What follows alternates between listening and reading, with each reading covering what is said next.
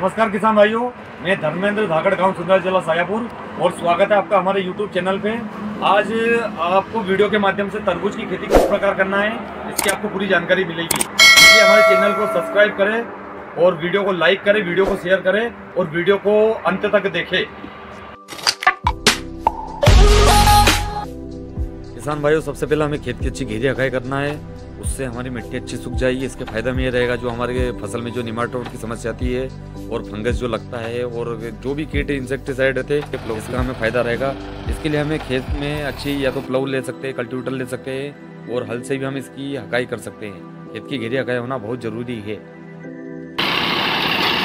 किसान भाइयों, हमें खेत की घेरी हकाई के बाद में हमें रोटर करना है। ये अभी आप देख सकते हो, हमने रोटर 2 बार किया है। एक बार हमने तीसरे गियर में रोटर किया है और अब हमारे खेत में दूसरे गियर में रोटर चल रहा है। इससे हमारा फायदा यह रहेगा, हमारी बेड अच्छी बनेगी और साथ में जब हम मल्चिंग की बात करेंगे तो मल्चिंग हमारी पूरी बनी हुई रहेगी। तो किसान भाइयों, रोटर मतलब मिट्टी का बारिश होना बहुत जरूरी है। राम राम किसान भाइयों, ये बेड बनाने का यंत्र है इसमें हम खाद भी डाल सकते हैं, और ये पीछे रोलर है जो बेड को अच्छी चपटी करता चलता है और अच्छी जबरी बेड बनाता है। ये जो यंत्र है, अभी इसको हम क्या बेड को चपटी करने के लिए स्क्रू से इसको मैनेजमेंट कर रहे हैं।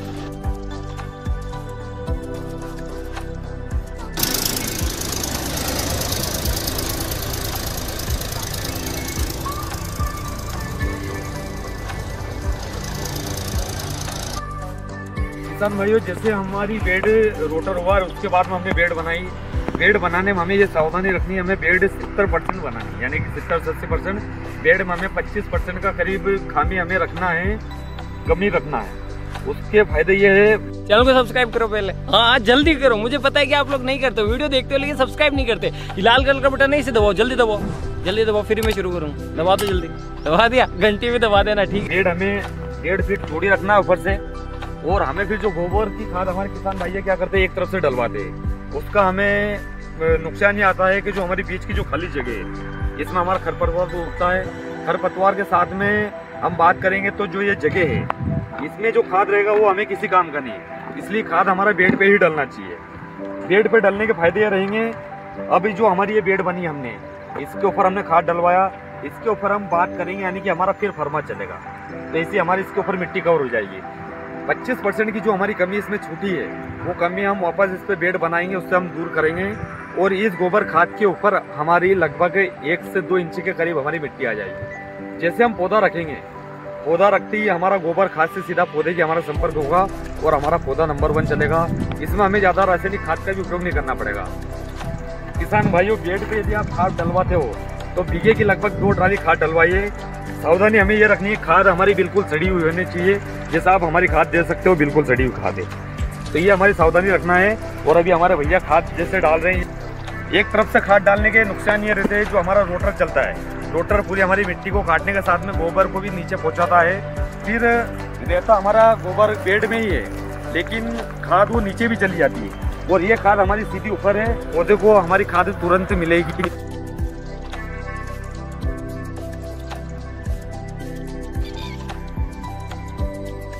किसान भाइयों, गोबर खाद के बाद में हमें रासायनिक खाद लेना है। अभी हमने रासायनिक खाद 1 बीघे में लगभग 30 से 35 किलो हमने DAP लिया है, और SSP सिंगल सुपर फास्फेट की हम बात करें तो 1 बीघे में हमने लगभग 100 kg के करीब ये लिया है, और इस प्रकार हमने इस पर डाला है ये।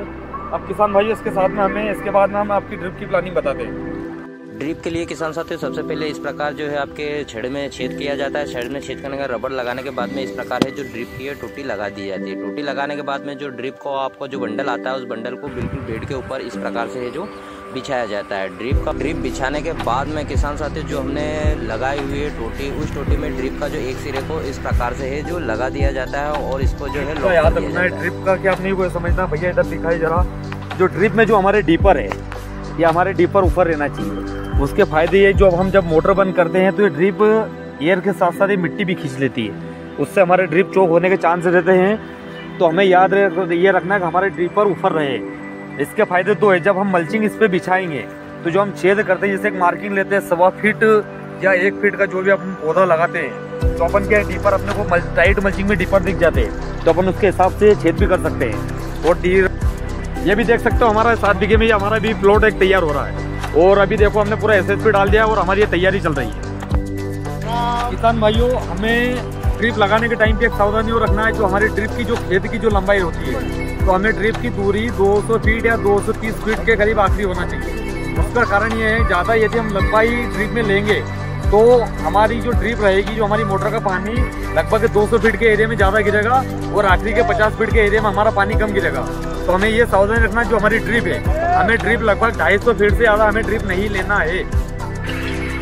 किसान भाइयों, हमें मल्चिंग कवर करते टाइम पे ये ध्यान रखना है कि हमारी मल्चिंग जो बिल्कुल टाइट होनी चाहिए। टाइट होने के हमें फायदे ये रहेंगे, जो हमारी मल्चिंग ढीली होती है उसके कारण वो टूटती है और साथ में जो एयर बनती है उससे हमारा पौधा खत्म होता है। तो मल्चिंग हमारी पूरी बेड से चिपकी हुई होती है। मल्चिंग लगाने के बाद बारी आती है इसमें छेद करने की। तो छेद करने के लिए इसे गर्म करके इसको छेद किया जाता है और छेद करने के बाद में जो यहाँ इसके जो है रॉ मटेरियल बचता है, ये पन्नी के जो टुकड़े रह जाते हैं, तो उस टुकड़े को जो एक एक करके उसको खेत से निकालना होता है। खेत से एक किसान भाइयों, खेत में पौधा ट्रांसप्लांट करने के पहले हमें एक सावधानी रखना है। इसकी मांगे मैं पूरी करता हूँ। मेरी एक ही तो मांग रहती है कि सब्सक्राइब कर दो चैनल को। तो जिसने भी चैनल को सब्सक्राइब किया है उसको जय हिंद, जय भारत और दिल से सैल्यूट।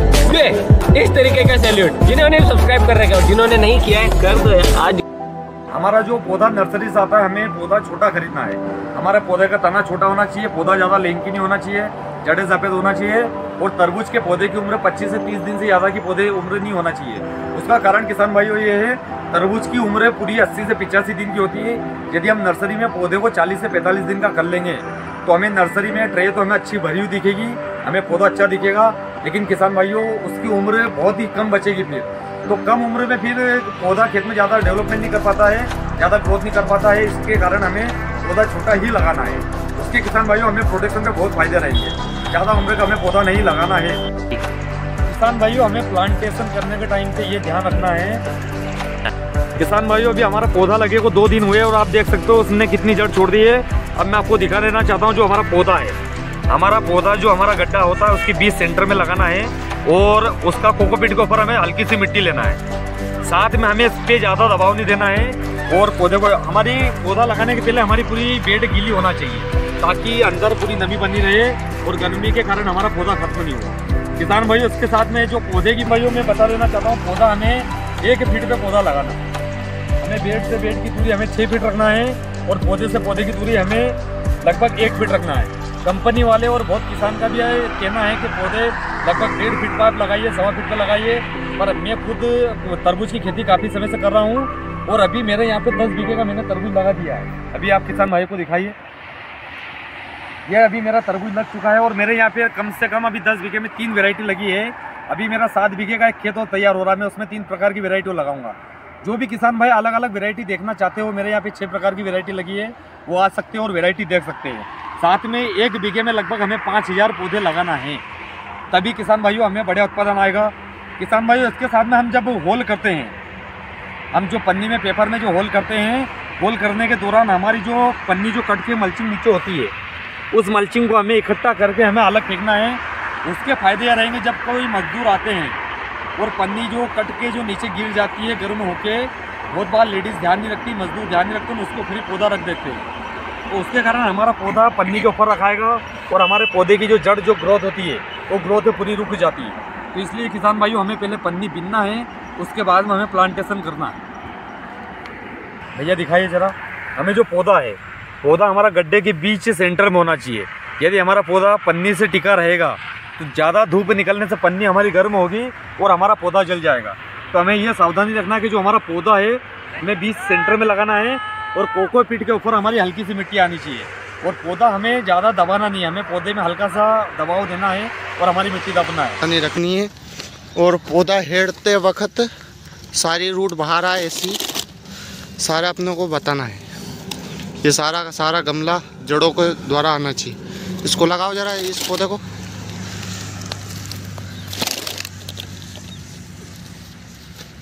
ये थोड़ा सा उंगली से गड्ढा करना है, कोकोपीट इतना गाढ़ा करना है। किसान भाइयों, पौधा लगाने के बाद में हमें एक चीज़ और करना है, हमें पौधे के पास में ड्रेंचिंग करना है। अभी हमने पौधे में जो ड्रेंचिंग करी, इसमें हमारा जो कोम्पो कंपनी का जो केल्प आता है, केल्प साथ में हमने माइक्रोराइजा एक्स ग्लोरी लिया है प्लांट बायोटिक्स का, उसकी हमने ड्रेंचिंग करी है। और एक्स ग्लोरी की हम बात करते हैं तो पर एकड़ के हिसाब से हमने 100 ग्राम के करीब एक्स ग्लोरी लिया है और आधा लीटर हमने केल्प लिया है। इसकी हमने ड्रेंचिंग करी है। किसान भाइयों, इसके साथ साथ हम नर्सरी भी चलाते हैं। किसी भी किसान भाई को यदि पौधा तैयार करवाना हो, ऑर्डर पे आप ऑर्डर कर सकते हो। कोई भी वेजिटेबल का पौधा हम अच्छी गुणवत्ता वाला पौधा बना के देंगे उनको, और आप मुझसे संपर्क कर सकते हो। मेरा नंबर 9669075926। किसान भाइयों, इस बार भी हमने तरबूज के काफ़ी पौधे तैयार किए थे। अभी हमारा पूरा पाले हाउस भरा था, पौधे हमारे सारे उठ चुके हैं। तो किसान भाइयों, इस बार भी हमने अच्छा पौधा बना के दिया किसानों को। तो आने वाले टाइम पे आप हमें सेवा का मौका दीजिए। धन्यवाद किसान भाइयों। आगे की जानकारी आपके आगे की वीडियो में मिलेगी।